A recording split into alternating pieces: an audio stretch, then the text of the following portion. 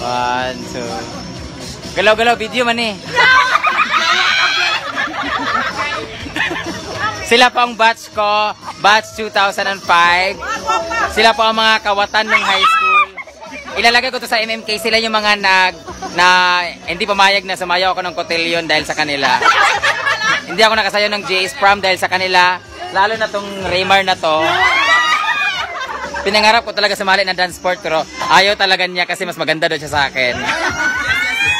Pero mas malaki yung mukha niya sa akin ngayon.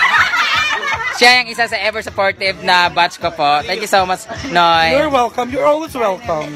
Plastic na siya kay kanang kuan manggod siya kanang kawatan gyapon niya sa kuan. Siya pinakamanyak sa sa lugar. Macron. Oh, bye-bye. Thank you so much mga batch nga mga bahog taler. Bawal na manggod ko magsultig. Pumili na kayo ng mango float, leche flan, saka lecheng gihatay. Ang inon-on. Siya po ang kabats ko na hindi niya alam kung ano English ng kinilaw saka sinugba. Siya po nagbebenta ng gulay sa merkado. Pero mga bulok na yang mga gulay.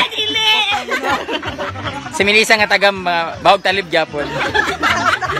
Bye.